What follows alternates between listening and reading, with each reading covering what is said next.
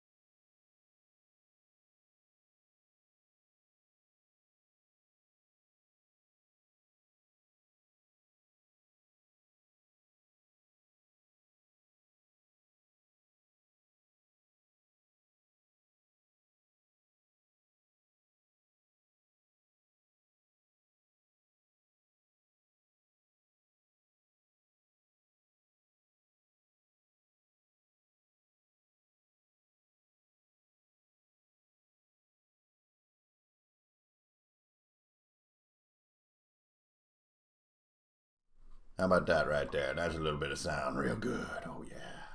Hey! Okay. Wow. So, everything should be fine. What was I saying? So, all of that was just soundless.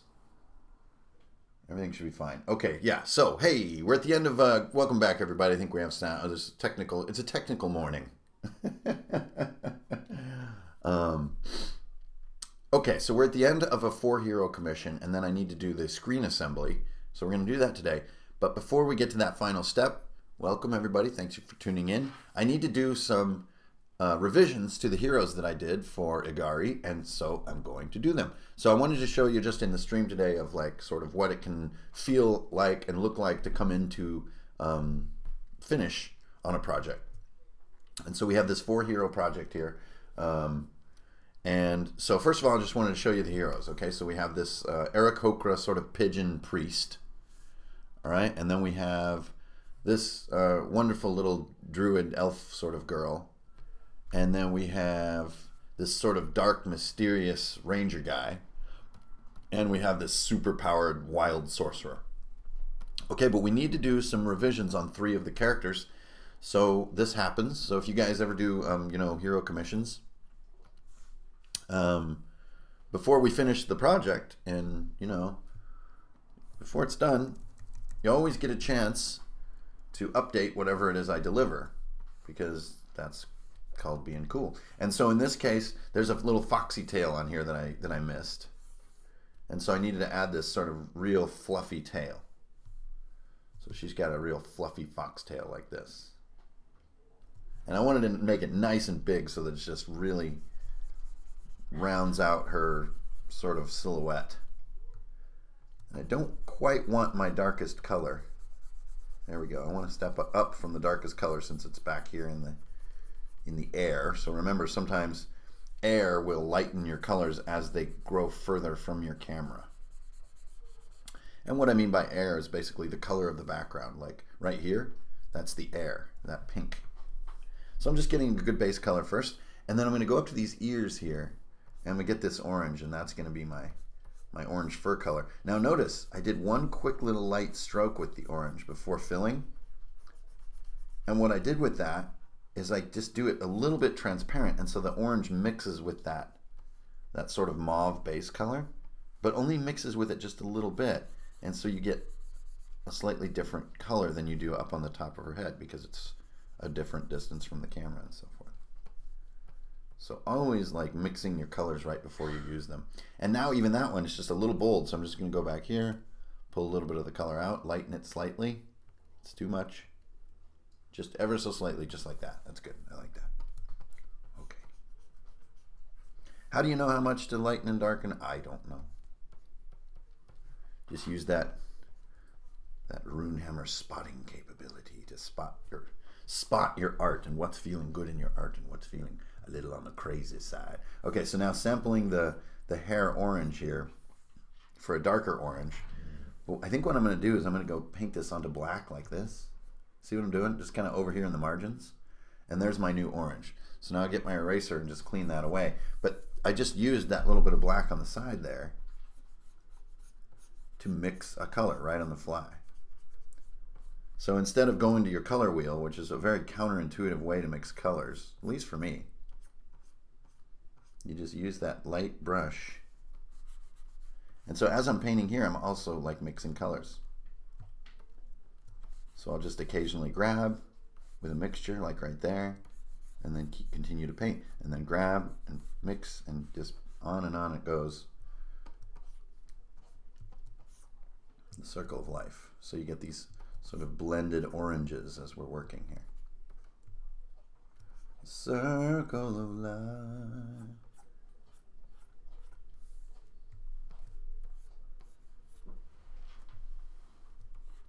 Good coon. Good boy. So we're going to need some little bright and cheerful tip on this foxtail too. And we're going to need some little kinks, kind of like what the hair has. So I'm just going to get that base color here. We're just going to paint in the little kink. See that? Just a little bit of fur in there, showing where it's, and a little bit of, what am I doing here? I don't know. I'm just kind of giving it a little more character, so it's not just a perfectly smooth, you know, tube of orange. Just giving it a couple little, that's it. Just a few little luscious little choices. And then take your darker orange and pull this up in spots too for just a little more hair, you know, a little more furriness to it. And I'm just using all the colors I've already sort of designed here. See that? It doesn't need to be a big deal. It's just a little bit of furriness. Just a little bit. Grabbing my base color again, making sure this kink has good feel to it. And then also I think there's a shadow under here that I kind of missed. This is kind of where her body is casting a shadow onto the tail. Just like that. So another just set of gentle strokes that are kind of mixed as I paint. Okay, now I'm going to grab this sort of highlight color from the ears, and I'm just going to give it a couple of fun highlights just to give this some life. There we go. And now I need those tip colors, which really is probably just a pure white like this. So I'm just going to grab pure white. And see that? Just paint it right into that orange. And then where the white met the orange under here, it mixed a color. See that? Mixed an off-white orange little deal. And then just a couple little pieces of slop. Take a tiny brush and just let a few little pieces of fur play in here. See that? Just a little bit, just so it isn't smooth. Just a little reminder, like, this is fur, guys. Hey, I'm fur. Hello, I'm Fur. My name is Martin Fur. So now just taking this highlight color and now playing with a few, very small brush here. Remember when you make hair a little more like hair. Okay, now my color's a little off, so I'm just going to add a little more color to it. There we go. So you don't want to be worrying about, you know, showing, you know, shading and light so much that your colors kind of lose their verve. Now I still feel that this just isn't enough of a body shadow, so I'm just going to take my lasso, and I'm working on a layer under the character here. So a lot of times when I'll do revisions to characters, I work with layers because I kind of don't want to tread on work that's approved by my client.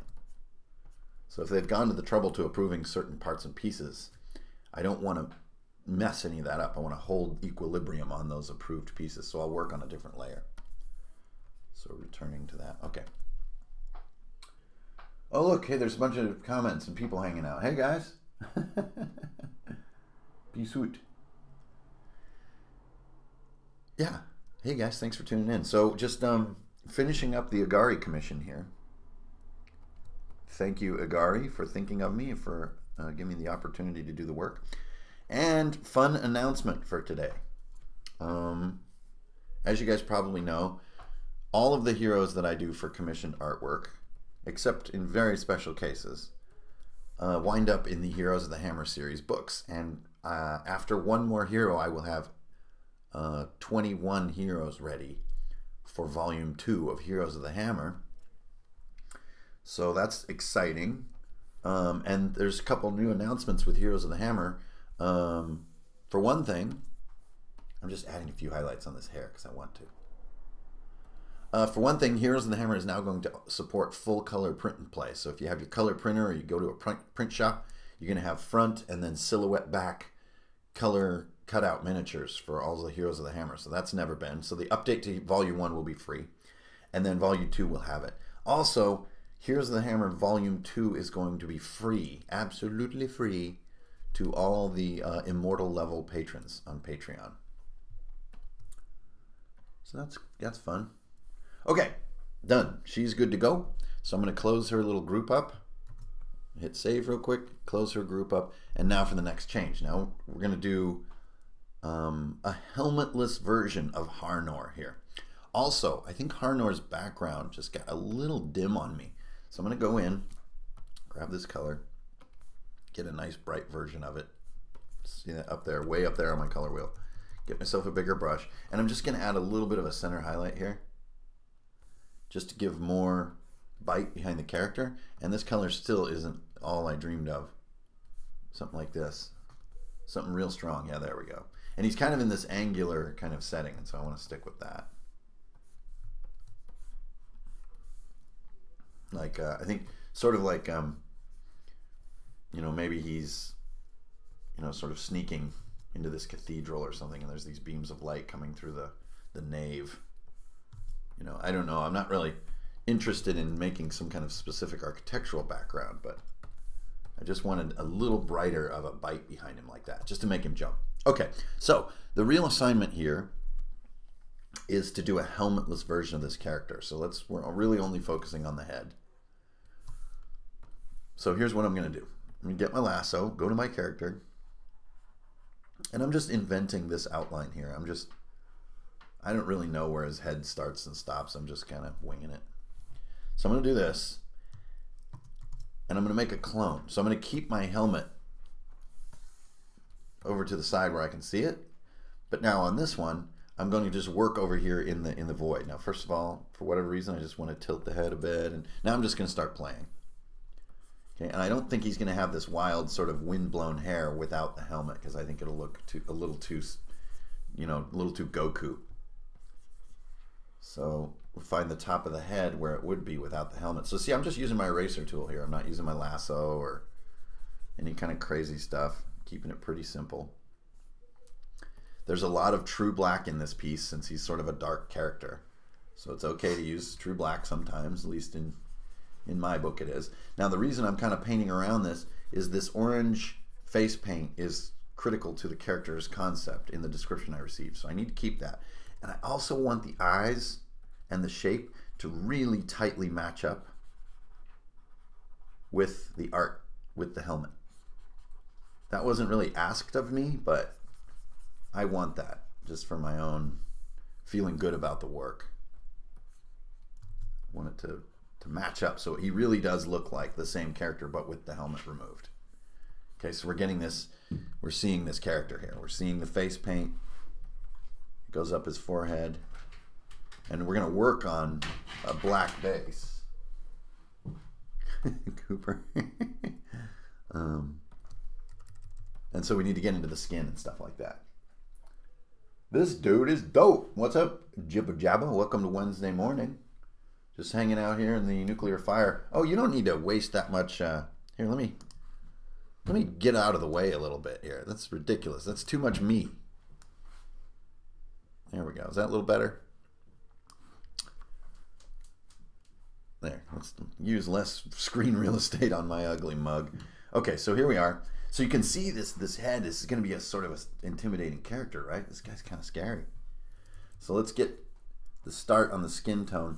So I just saw this little fleck of brown. It's almost from the background, and started painting. It's not going to work because it almost looks see-through. It's so much like the background. So I need to differentiate from my background, and then there's how I did it. So now I'm working with this kind of this olive skin tone a little bit. So now I'm just going to start roughing in like facial features and stuff. This is kind of my base skin tone. So I just, you know, I'll get to the hair and I'll get to all that stuff here in a minute. But first I just want to start getting my basics. What does Harnor look like underneath that helmet of his? And you know, I don't need to work around the face paint entirely, because I can always repaint it and stuff like that. But I'm just gonna look for the key stuff here. Here's the bridge of the nose, the main piece of the nose. Remember, he's looking down, so the nose is often toward the bottom of the face when you're looking down. There's the sort of the mouth shadow. I don't think he's gonna have much mouth because it's gonna be beard down there. Here's the cheek. Get rid of a little bit of the face paint above the eye so you get a clear read on the eye. There's the bottom of the eye. So you see he's starting to take shape there. See that? So now I also want to get into the beard a little bit here. So we'll get the nose defined like so, and beard. This character is described as having long dark brown hair. So that's, you see, like he has this sort of almost like a spell or something, like some sort of magic wind just hit him in the helmeted version. And I don't know if we're going to go quite that far without the helmet, because I think it would be a little crazy looking, as I mentioned. But there we go. You start to see the character. So, you know, taking care especially to keep this rough, sort of mean, almost mysterious look, because it's important to the player. Now just amping up some of the face paint here to get a little more electric color like that. And then a little bit of interior detail, using a very small brush here for doing, you know, basically facial features. Hey, Coop. Cut it out, bud. Cut it out. Be well. Be happy. Go into the mind beach. Okay. There's that. Okay.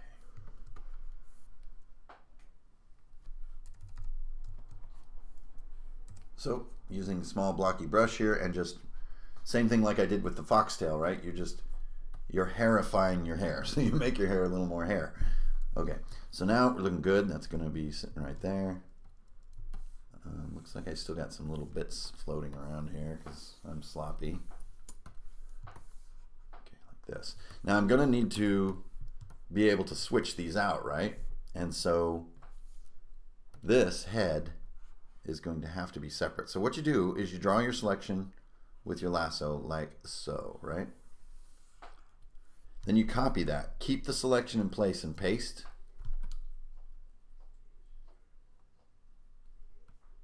And I thought he was going to be exactly where...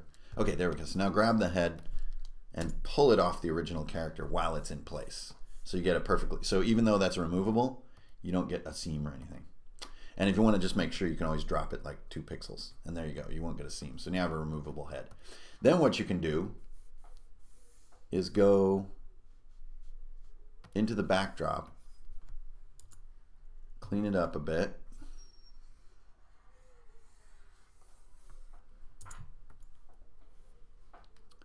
and then paint in some shoulders. Now this may seem silly, but you're just sort of painting in the missing top of the body like this. This is a little silly, right? And then we're going to bring over the new head, get it lined up so it's down low, because I love that look where his head is down in his shoulders, right? We want that.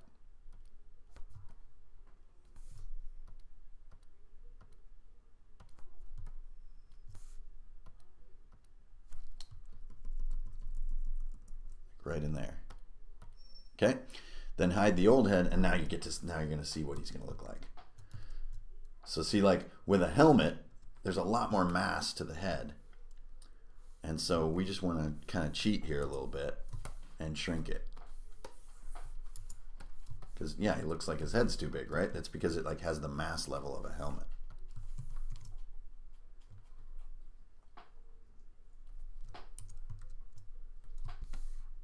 So that's better. So now we need to, oh yeah, that's cool. So now we need to sort of adapt with some neck muscles and stuff. And we need to give his head a proper place to sit. And now disregarding the helmet piece and now just working, okay? So you got to be careful on the base because you don't want to affect that negatively. But I think most of this work is going to be underneath like that. So we're going to get a little bit of skin here for the neck. And let's see if it affects the other head. See that? The other head covers it, so it's okay. All right, and then just more reveal on the underlying torso. It just asks for some more detail. It's just a little blank in there, so we're just going to add some strap stuff.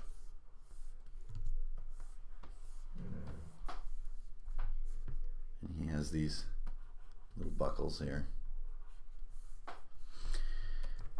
And you know, in a lot of ways, my style has been getting a little looser from doing so many of these.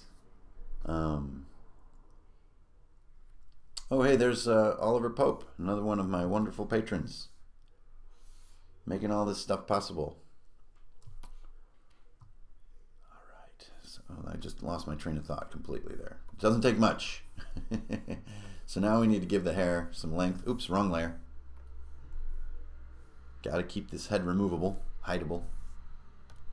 There we go. Let's get the hair done. So just using a medium-sized brush here and getting some strands. You know, with a male character, you don't need nearly as much volume in the hair.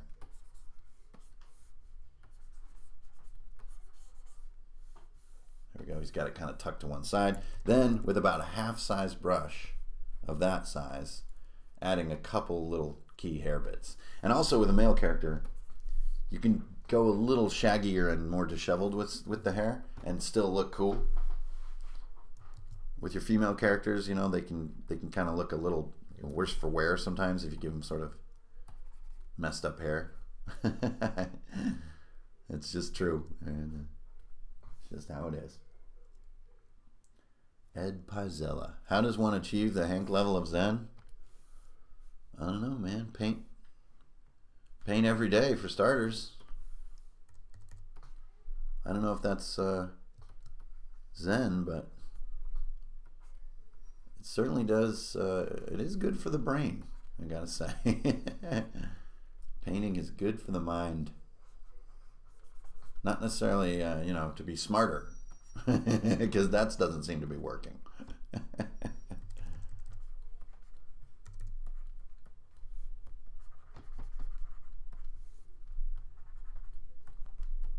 So just doing a little lighter color here for some skin highlights. The ears are kind of left to mystery. There's some hair strands going over the ear there. And you know, this is almost all I need. I really don't need a lot of data. But I need a little bit of color in this hair. This hair has just gotten really dark on me. And instead of grabbing a color from the background, I'm just going to make one here. Something like this. There's my mixed color. So now I'm just going to, you know,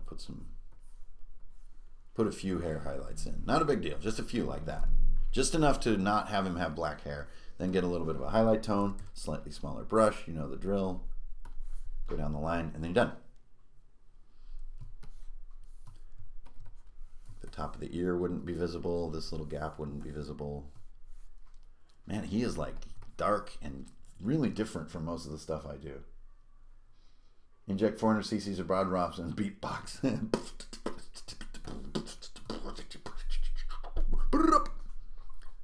Selector. All right, got a couple little belt loops and thingies going on here. Bite this in a little bit, but I don't need to reinvent the wheel as far as the armor goes. My client isn't asking for updated armor. He's wanting the view without a helmet. That's it. So I don't want to get into everything, you know, open up Pandora's box. Okay, so there we are. There's our revised version. So he's got this real slumpy look to him, and then here he is with the helmet. So now that I see it with the comparison, I want the helmet to be a little smaller. Just the mask got too big, so I'm just going to do this.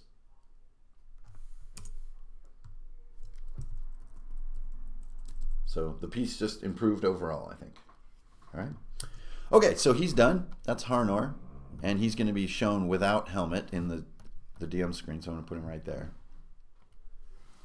Sort of dark, intense character. And then finally, we have this guy, Aaron. Okay, so with this gentleman, this is a super-powered Aasimar wizard, sorcerer, like a wild sorcerer, so barely has control of magic kind of stuff. So I portrayed the Aasimar element, which, you know, they're these like sort of a half-angel race. So the way that I portrayed the Aasimar is this sort of featureless head with this single eye. So it's almost like a statue or sort of an avatar. But I think it's a fun way to sell the idea of the Aasimar, rather than just, you know, giving him wings and just being a little heavy with it.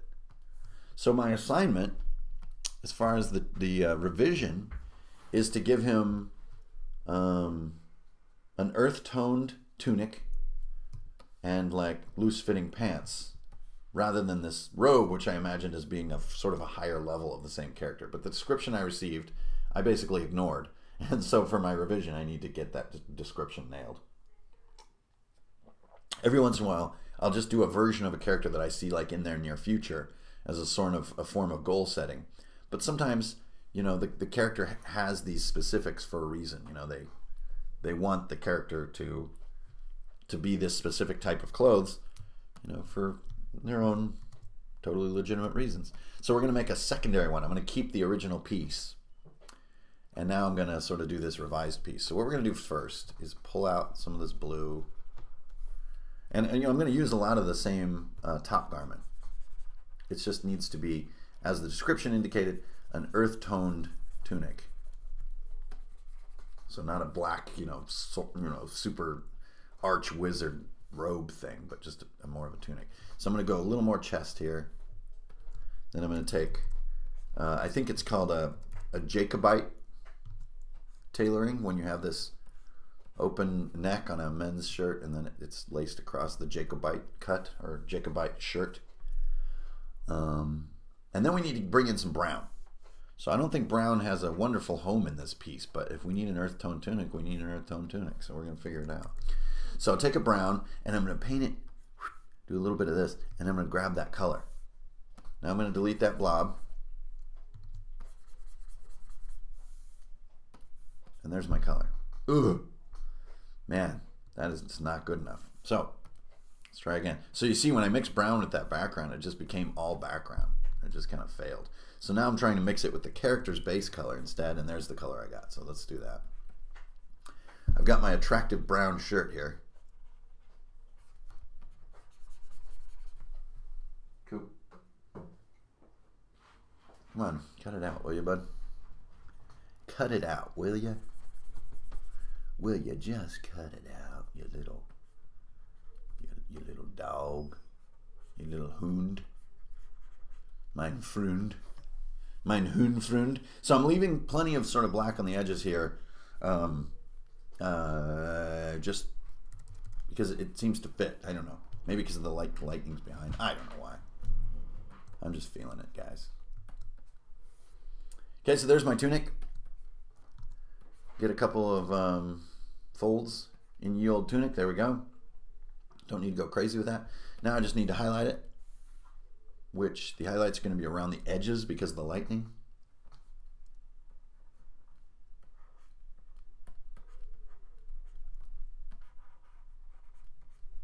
So see, I'm just kind of going over with my brighter color here. Catching a little more light there, a little more light in the front.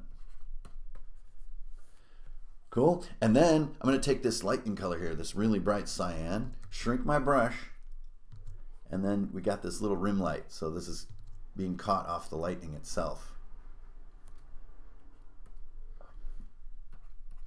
There you go. So there's his earth-toned tunic, okay, and keeping some of these little gold accents because I think they're cool. And now we've got trousers. Instead of this sort of robe design. which isn't, since his legs are together, isn't going to be that different, but I just need to sort of indicate that that's what's being worn. I need it to read, as you'll hear in art circles quite often. It needs to pop or to read. So I'm going to keep this kind of weird wizard's belt he has, but I'm going to fill this all in. You can't really do spiral patterns across 2 legs of trousers. That's just plain silly. There's the end of the bottom of the other trouser piece there. The feet come out the same. So now I need it to read, and that's what's hard, is that I didn't really design this to have a lot of information down below here. He's meant to sort of keep your focus up top. But we're going to get this sort of almost colorless color, and we're going to bring it up brighter. We're going to add, like, these are almost like a hakama type trouser, like you wear in kendo.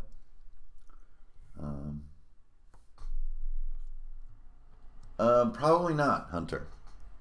By the way, thanks for the tip. Villains of the Hammer doesn't sound quite right to me. I don't really focus on villains that much. But I have thought about doing a book about dragons. So we'll see. We'll see. I've already accidentally announced too many things. So I gotta be very careful with that stuff. So still just, you see what I'm doing. I'm basically just trying to use some highlights to establish how these are pants. Because again, it's important to the player. So if it's important to the player, it's important. Here you go. There's the, kind of the fly. And then we're going to do a very small brush here. And we're going to do a little bit like the seams of the pants. Like this. And this is just another way to drive home like these are pants.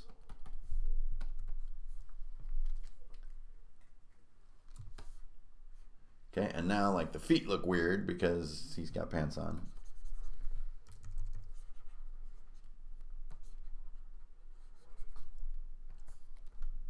So just a little bit of elongation needed in the feet. And then the feet also, for some reason, need to be a little more like next to each other. I think it's because when you can see the legs, you can see whether or not they're bent.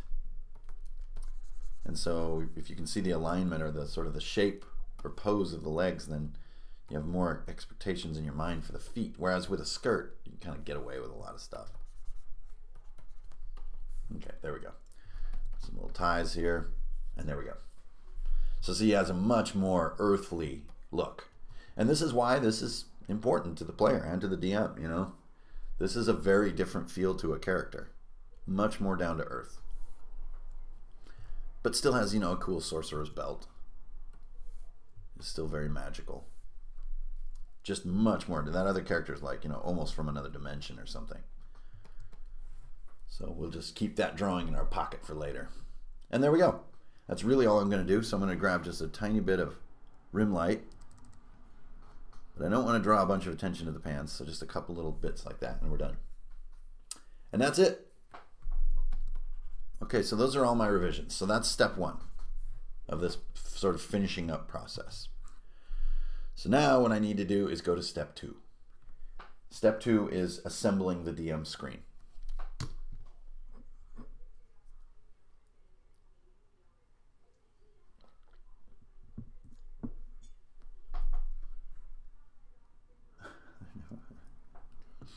Burnt umber. A burnt umber hotkey.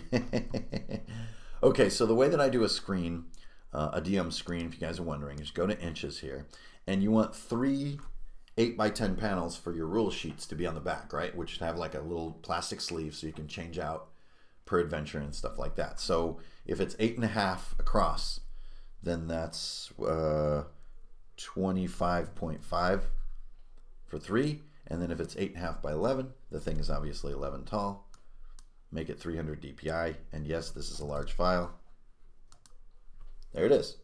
Then what I'll do is I'll get my ruler out, and this is just for reference, but I will do fold lines.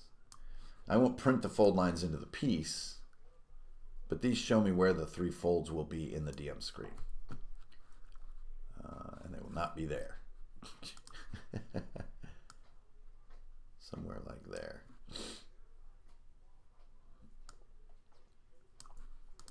There we go. And kind of using the ruler and also just going by eye.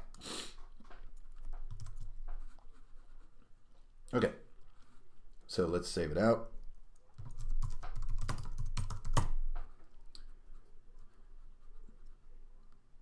The Agari screen. Okay. Super duper fly. All right. And now we're going to go back here. And remember, these guys are all built like sort of like this, right? Without backgrounds. And so I'm going to need to capture all that. So for this, he's going to need to come with his lightning and maybe even with his backdrop. So let's get the backdrop first. And the backdrop is where a lot of your work goes into when you're making the screen. Just because you need a nice big shared tableau for your characters to appear on. Okay, we'll go like that, and then I'm going to do something a little crazy here, and I'm just going to merge these. Put him right in there.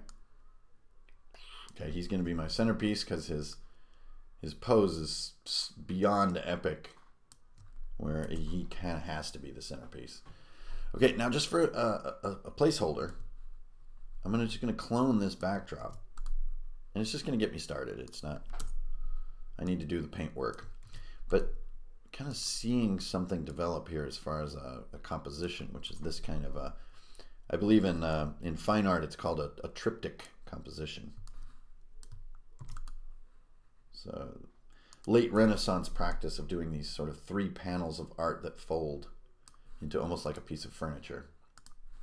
Okay, go there. Now we're going to let's undo that merge so it doesn't wind up in our file. It's just right there. There you go. Now he's stored safe and sound. Now let's get Harnor, no helmet. Again, merging, copying, bringing over. There he is. Then undoing the merge for storage purposes. Okay. Cool, man. All right, there's Harnor. Now we get Rose. Here she is. Merge, copy. Pesticis. There we go. Ooh, she comes with a lot of flowers and stuff. That's kind of interesting. Like flower petals in the air. That could be another idea that makes our screen sort of stick together. Okay, go there. And then finally we get a little Pidgeotto here. And Pidgeotto also has this sort of spell art, this magical aura. So I'm going to use that for something. I don't know what for, but it'll be part of the screen. There we go. Wait. Okay. That's going to be part of this sort of spell or whatever. And it begins. So now my challenge is to get these characters to have colors that go together, scale, perspective, lighting, so that they look like they belong together. That's the challenge of this sort of screen step. And you can see they're a little bit over resolutioned as well. So let's just get rid of these guys for a minute and think about this sort of spell effect. Like maybe it's like bigger like this and sort of barely there. Like so. But I don't even know if it's needed, you know, it's kind of just herp-a-derp. It's not that exciting. So I'm going to cut it. Okay, so where do these guys go? First of all, they're too stinking big. So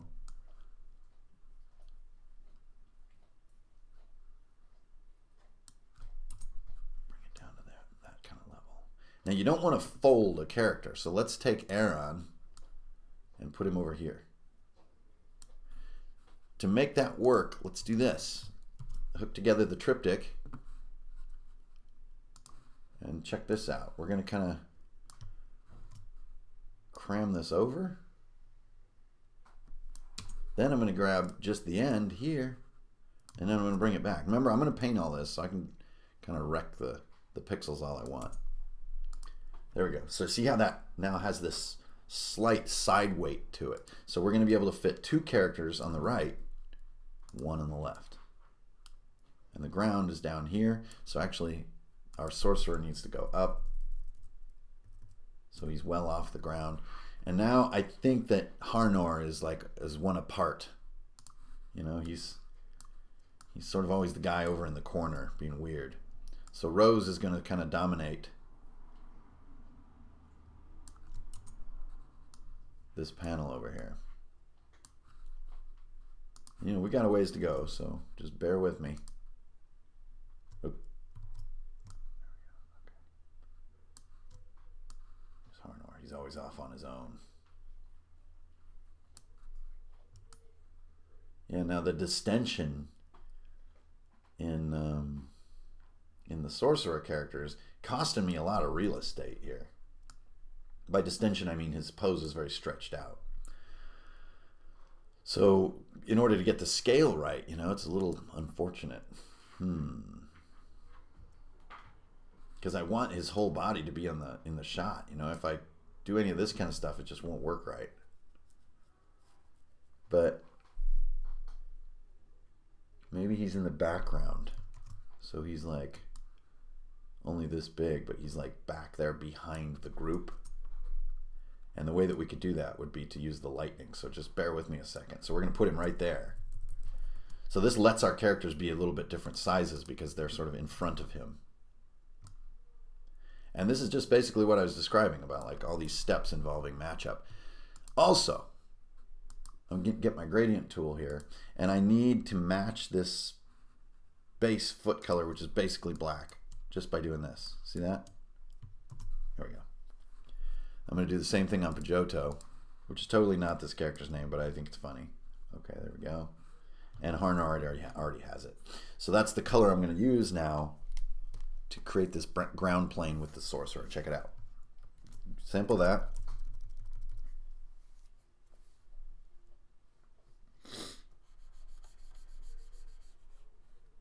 So now Harnor needs to come forward because he's in front of sorcerer. So you need to get that foot plane down equals forward. So you see how now he's kind of in front, and then you can drive it home by having another line that goes like that. See that? And it kind of lets your mind get reinforcement that, oh, he's like 4 or 5 feet in front. Now she's just so red and he's so green. And it ain't working. So you just go in and add a little bit of color into them. A bit of blue. And then pull out your saturation. Like that. Because blue does sort of leach colors away. Like in moonlight, right? It's hard to see color. Partially because moonlight is cold. So with the cold, we leach out a little. See how now she sort of fits in just by leaching out some of her color?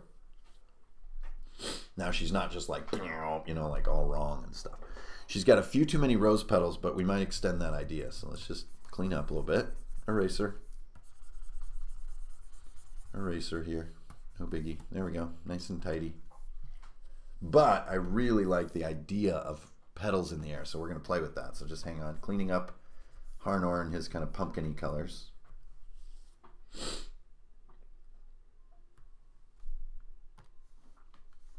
Then finally, for our sorcerer, we need this energy effect to go behind other characters. Again, we're trying to constantly reinforce. Actually, just do this on the background. Reinforcing that they're in front. So you're going to do this.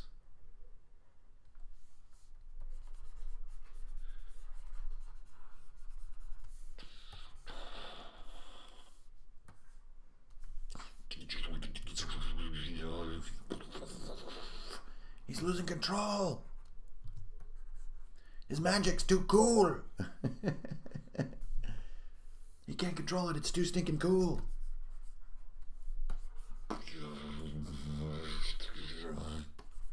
Dang, this is some like lightning spell flying wildly out of control here. Okay, so then we get the cyan and do the sort of the inner core, the energy. And with each step, when you're doing energy like this, you just want to shrink your brush a little bit so it fits inside the previous. Now you get your white, Shrink your brush a little and do your hot core. Using, you know, careful pressure to get a descending line. And what I mean by descending is getting thinner. I'm running a little bit out of room, so I'm going to shrink my brush again. And again. And now you've got like these smaller veins of energy. Little arcs. And just let your hand just continually stay nice and loose on doing this kind of stuff. So you get these kind of odd lines. Okay, now getting a little bigger and doing some sparks in the air. Okay, so see now it's like, and he's like almost casting on the group or something. He's like powering the group up. Hi, Hank. Hey, Jimmy, what's up?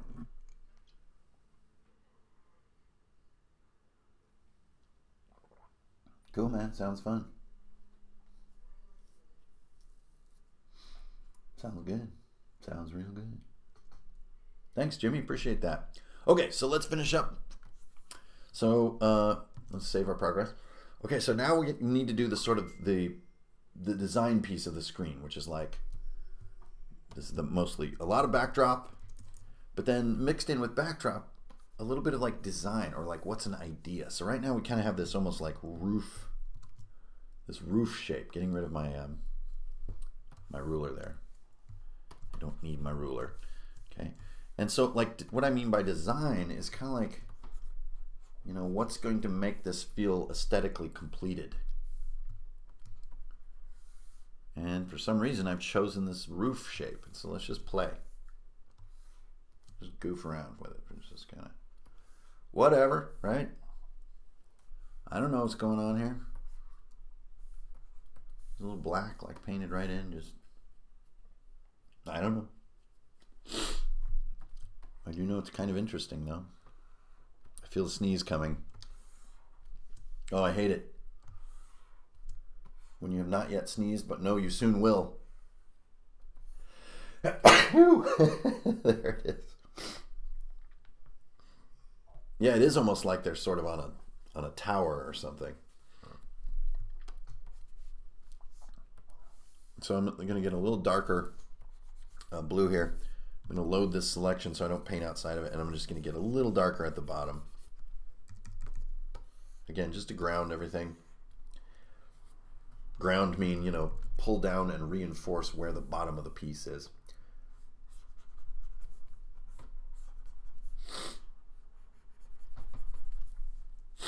So just painting into some of these colors now. Pardon my sniffing. Okay. Pardon my sniffing, sir.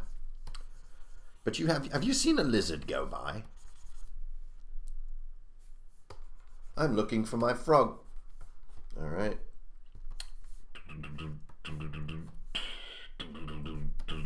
Reap.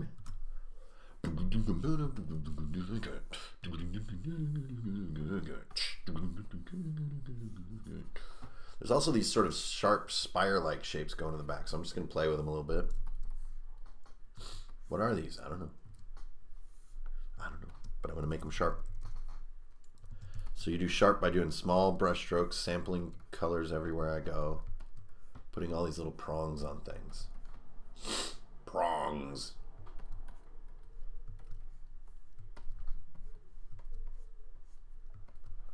You know, like it's kind of where Barad-dûr gets its look, right? Is from all these little prongs. Sharp, pokey buildings that hurt you. Things you never want to skydive onto. So just grabbing background color now and sort of cutting the tips off my strokes so that they get that real sharp point.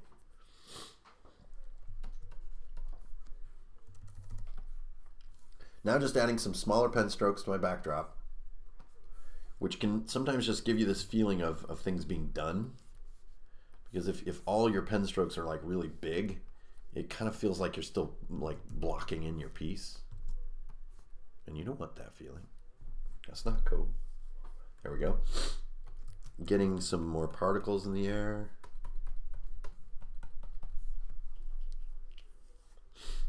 And now kind of need to finish this spell out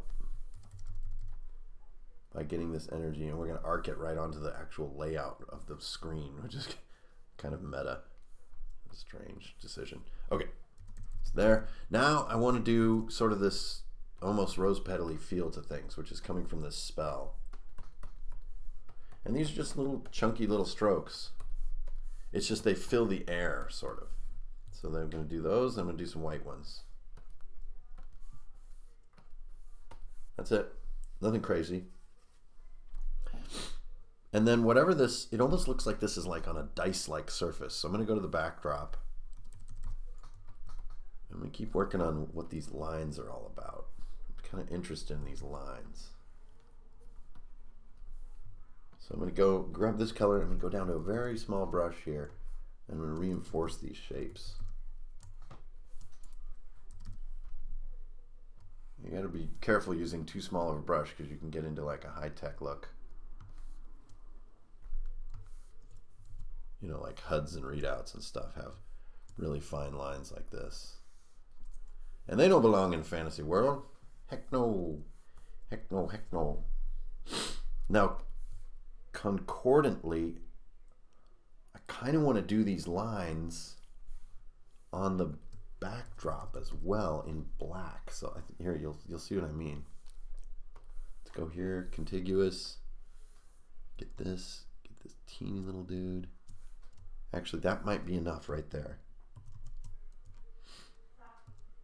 Wait, I want to get that one, and I want to get this one. There we go. Copy, paste, there. Flip this. And you can see how this is like becoming more of a sort of a layout-y concept rather than just, you know, hero painting type stuff. We're working on like something that feels composed. So we'll go there, go there. Can't do that, that's forbidden, but I can do this. There we go. Like, what is this? What does this mean? I don't know, nothing. It's just visual satisfaction. I can't explain what's going on. This needs to be tighter.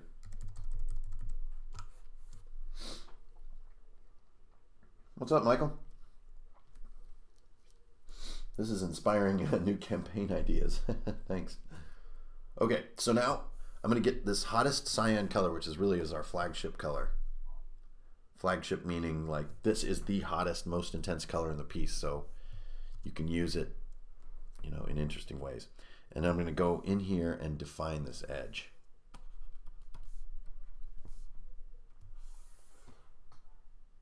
Now, if this line feels a little too precise, don't worry, just hang on a sec. I'll show you a little trick.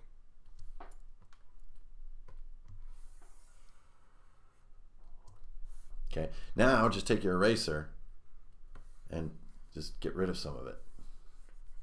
Like where it's off-putting. How do you know if something's off-putting? Yeah, just use your gut. You'll know. You will know. You will know. Jedi's strength flows from the Force. Like a lot. There's a lot of flow from the Force happening. I mean, it is just flowing like crazy. All right, so next I'm going to go away from my triangle brush. I'm going to go all the way back to the dawn of time with this brush, your standard round Mr. Boring Pants brush. White ink, tiny brushes, and look at this. Time for a handmade starfield. So just switching sizes on my brush and doing these little pointillistic taps. And then just challenging yourself to sort of randomize your work to get this almost like Eternia-like feel on this piece. Okay, there we go. Same drill over here.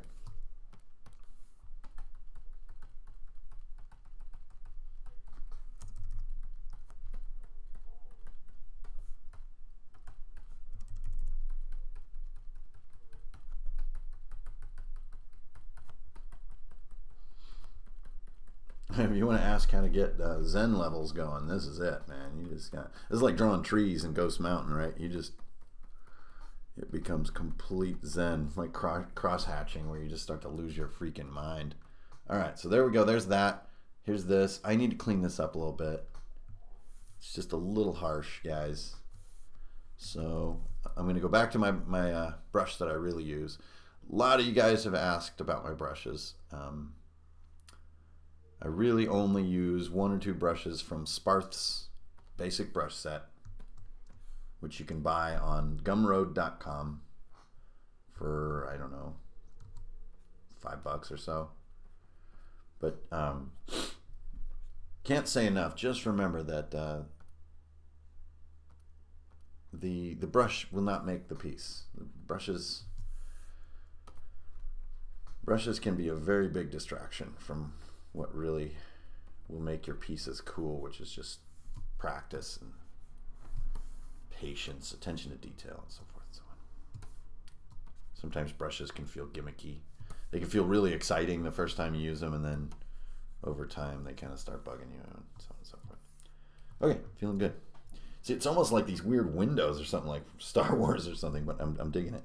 Checking pixel quality here. We do have some spikiness in my backdrop, so I'm just going to fix it up. And that just comes from sloppy use of very big brushes. Sometimes you'll get these sort of spikes, and you can get rid of it with a setting if you change the spacing on your brush. But I like the spacing in most cases, so I don't want to be doing that. I'd rather just come in and do this occasional repair work like this. It's pleasant work anyways. So I'm just kind of painting off these spikes. And you can use the background color or the spiked color. Either one.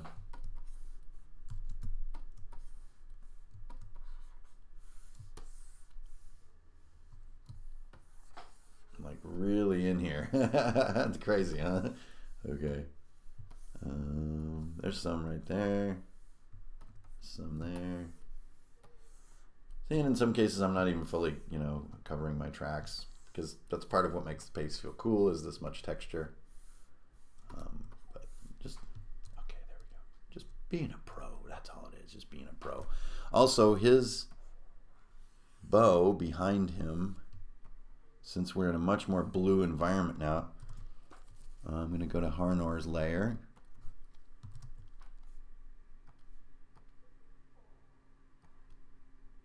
Add a bunch of blue like this, and then also like lighten it slightly. Nope, darken it. There we go. Good. And Harnor in general, I think, should just stand for more color. Just like that. And then I think the Wild Sorcerer can also stand for more. And this is that step of just making sure everybody like lives together in harmony. Which I think they do. And sometimes I'll do an overlay layer as well to sort of unify some colors. Like I'll show you a really klutzy version, is just grab your background, clone it.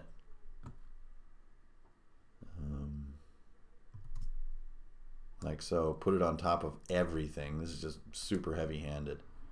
And go to overlay. And you'll see what it does with the colors. So you see how it really bites all the colors together in a weird way, but it does unify them. So you can, turn it down like this and so on and so forth. But in this piece, I don't think it's needed, because blue is a very easy color to unify to. Blue is like the color we're used to in everyday life because of bounced light on Earth is mostly blue. Now I'm going in with a dark brush and defining a little bit of a ground plane. It's sort of behind the heroes, kind of define this space. Give it a little grit.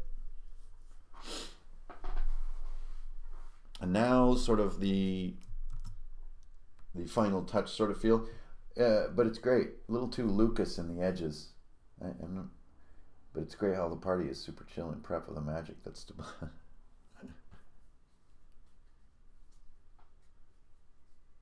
yeah, they're like, it's about to hit.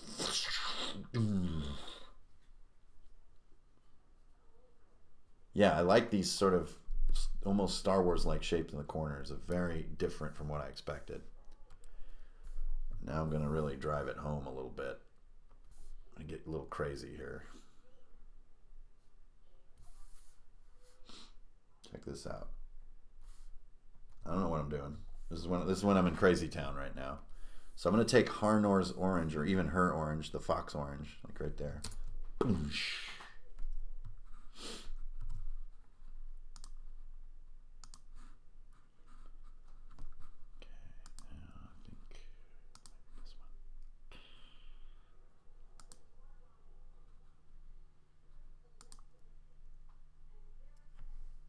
that's fun.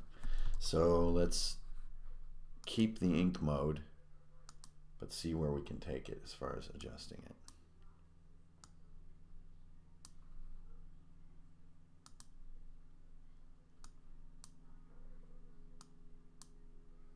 Ooh, that has a home. Okay, so I'm going to do that. Then I'm going to crack this thing in pieces.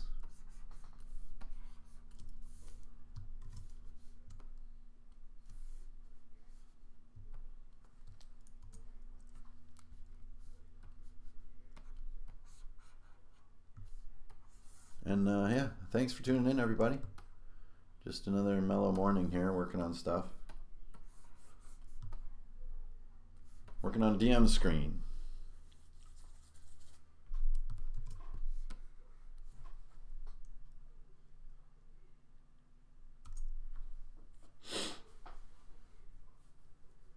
And you know, I think after seeing this ground plane come together so good, I don't think that we need all this magic. There's just too much magic happening. So,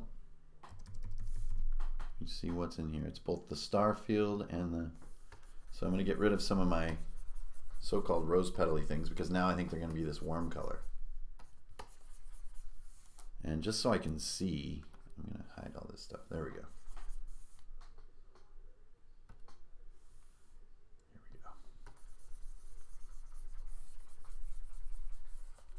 Just too much visual clutter going on. And I kind of agree with, like, they're a little too mellow considering they're in front of this big lightning strike. Okay, so there we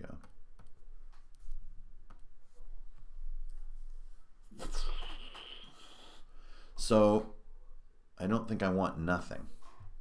But you know, this is how you know that this is real deal struggle here, is because like my solutions aren't all just canned. Like, I'm discovering this as I go, just like you are as a watcher, as a viewer. A watcher is a creepy word. It is pressed to the left, Annabella. The whole thing is somewhat squeezed over toward the left. Because just absolute centering is very strange on a three-panel screen. Especially if you have an even number of characters, that kind of puts the burden on it to not be centered. I also just don't like centered layouts generally. Okay, so we go here. I'm going to go to normal for just a second to capture this color. Grab that color. Go back here. And now I'm going to do, this is my sort of rose petal color.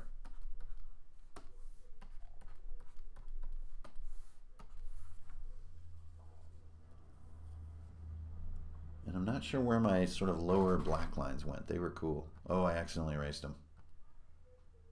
Yeah, they were on that layer. Okay. That sucks.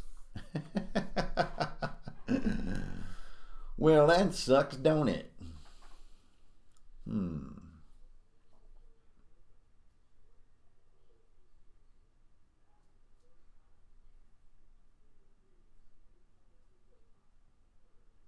Has nothing in her hand. Yeah, she was not. I was not given equipment for her. She just chills. I think Harnor. Be a bit taller.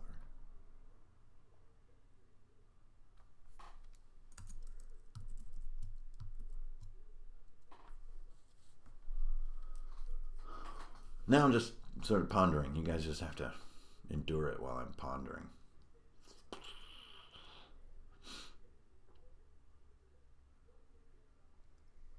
I really dig these odd shapes up here, but I just don't think they're working out. They're just not working out. They're just too weird. So I'm going to hide this stuff, go into this layer.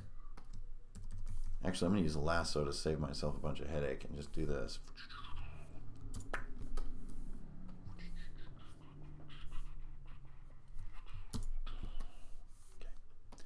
Now grabbing brush. Pretty big brush, so I might incur some lag here.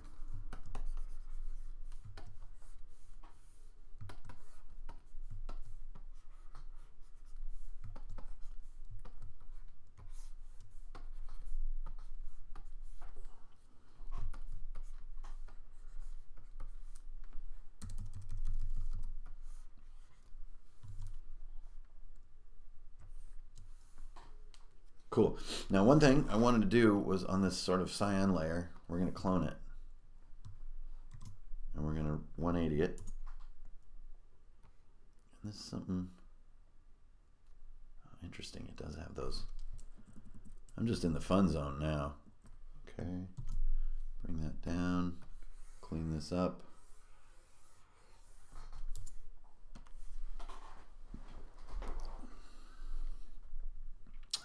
Bring this, we're going to duplicate this guy, and we're going to shrink him inside of himself, like that, and then 180 it. You get like this sort of second border. Clean this stuff out, and go up to white. There we go, and then clean it up. Shrink my eraser down. Get this nice and tidy here.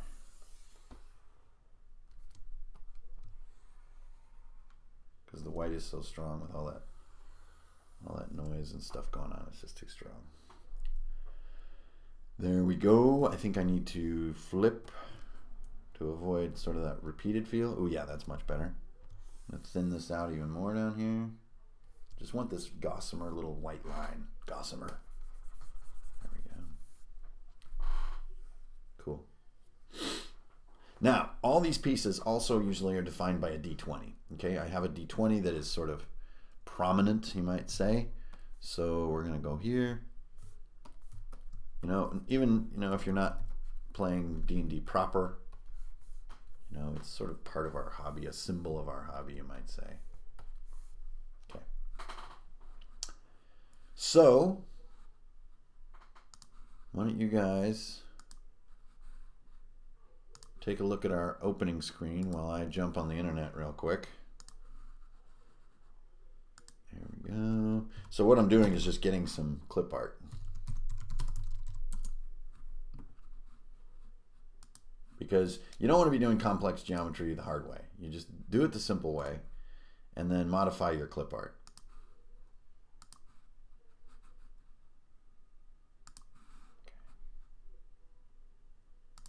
Hey, and we're back. There it is. All right, so I'm just gonna, so it's just got this, you know, janky little piece of vector art. But you'll see that it will not be janky for long.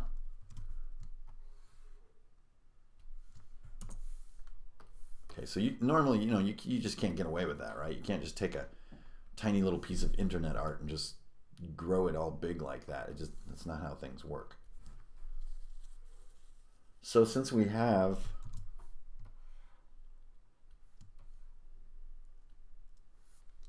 this interesting layout balance, one has to wonder how we're going to get away with this, right? There isn't a focal point. So once again, I'm just sitting here thinking and you guys are having to sit through it. See, I don't like that because that makes him look just too superstar-y.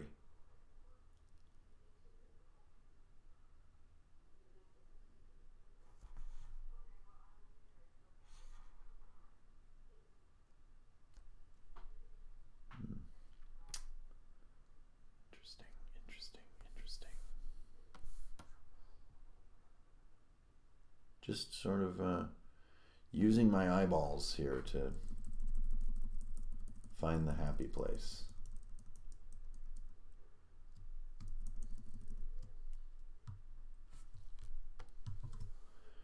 Okay, I'm going to merge these, and then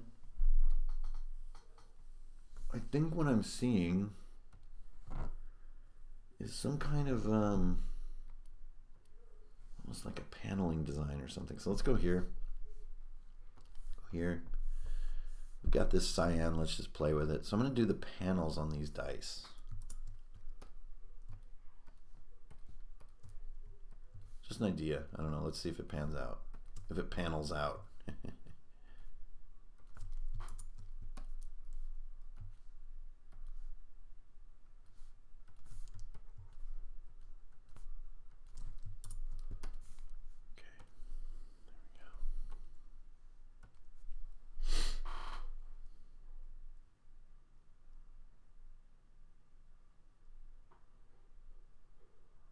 It's interesting. So I think I'm gonna keep going with the panels, but I think I'm gonna go ahead and fill them in. And yes, I know there's like a spot where I can't see behind her, but I like that because it introduces a little bit of error. And this is just using my my lasso tool here. There we go. Now I can ditch this layer. Oh, come on.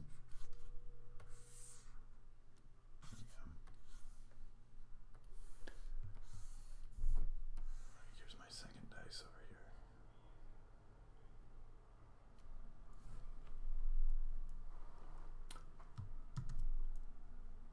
Interesting.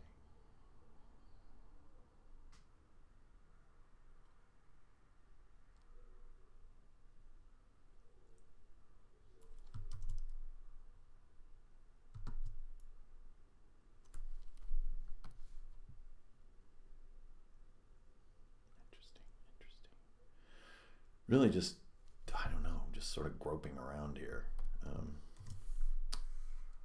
Now that I don't have the other stuff, I feel like this should be like this.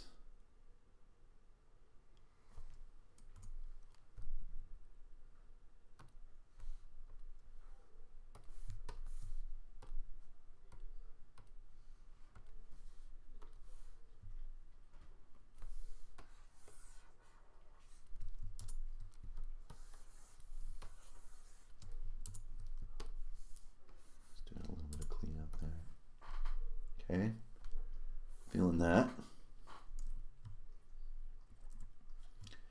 Once again, I feel like he lost a little piece.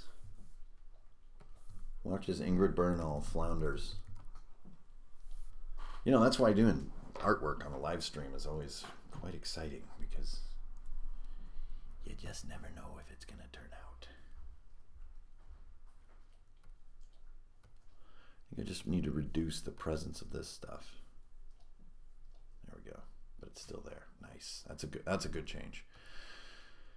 And we got these guys. How can these guys work? I think after doing all that silly panel work, I think actually all I need is the negative space of these.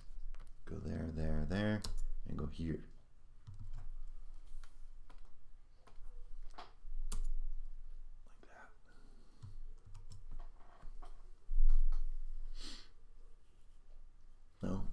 No, that ain't right.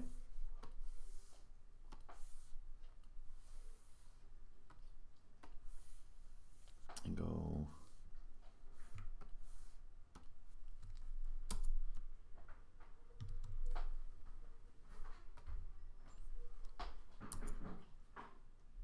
No, all I want to do is delete the stinking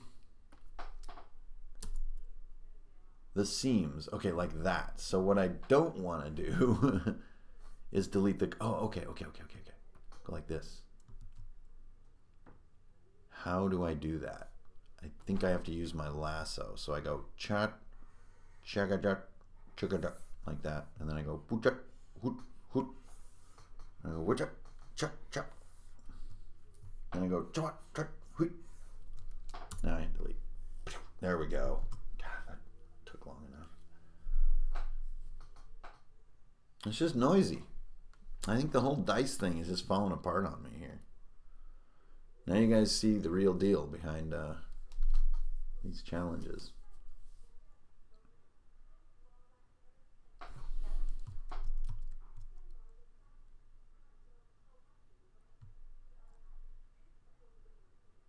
It's cool. It's just something missing. Is it?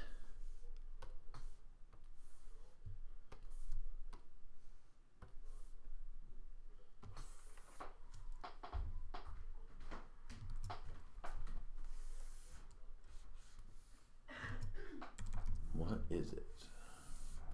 What is the dilly? What is the dilly dilly?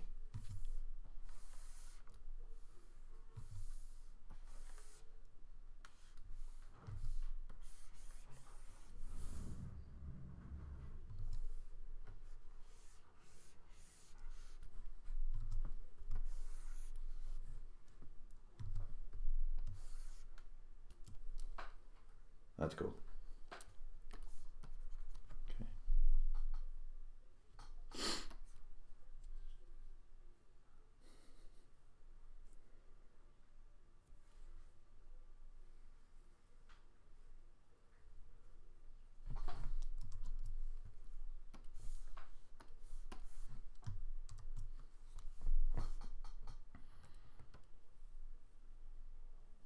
There we go.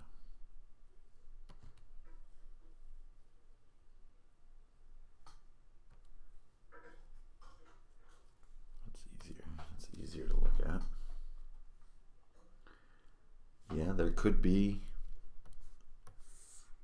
a bit of a foreground, or midground, I guess you could call it. So that would be this color, but a little brighter. Like there.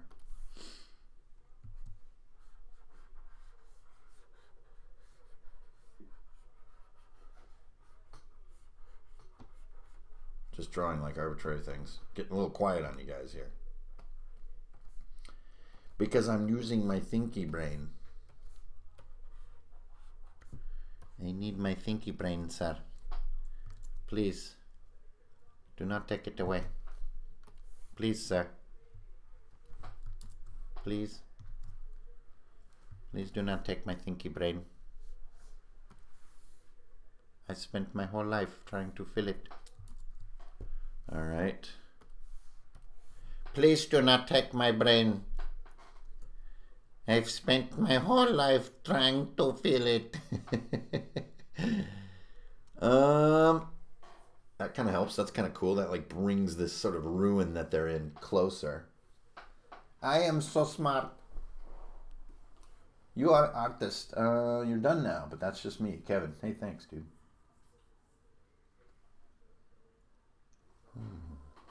Yes. It is interesting, and yet one stands apart, alone, solitary monkey nut. One stands apart, Zanzibar. Pretty cool. Feeling it. There's a little bit of space back here that isn't fully used, you know, which can sometimes aggravate me. So I might want to try like a bit of a wow. Wow. Wow.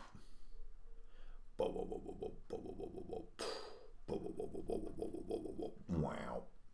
Solitary monkey nut. Ooh. Solitary monkey.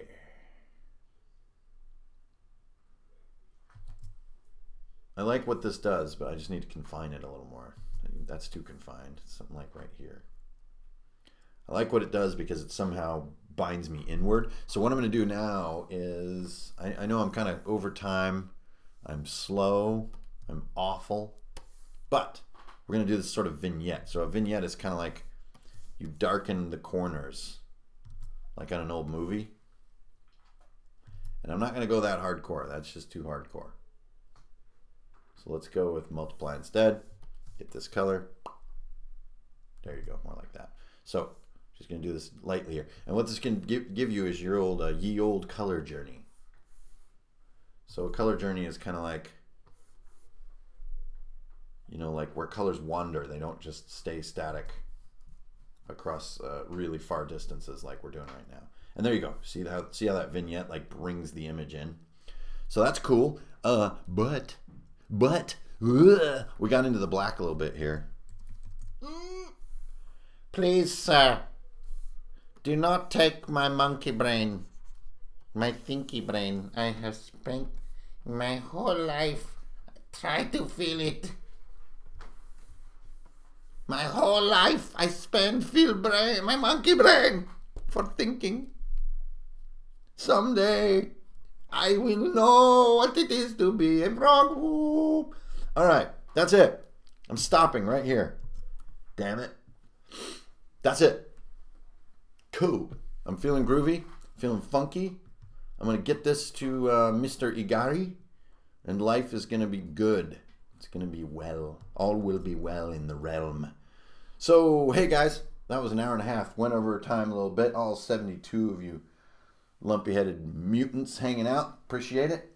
The solitary monkey nut must now retreat into the jungle, and there I will meet the other monkey nuts, who are forming a delicious granola, a monkey-nola, granola. I'm going weird. I still see some finishing touches I'm going to do on this thing. I'm going to keep going just a little bit, but I'm going to do that in privet. In privet. Because I can no longer flounder in front of you people any longer, because this is a difficult piece. Groovyless. Thanks, everybody. Thanks for stopping by. Be sure to jump over on Runehammer on Patreon. Check things out over there. Always a good time happening over yonder with little free bits and bobbles here and there and cool podcast to boot. And I'll see you guys Saturday morning. Until then, keep it real. Don't stiz kneel, and you're always going to get a dizaliotena. Someday, I will be a frog. Please? Please don't take my thinky brain. I spent my whole life trying to fill it. Please do not take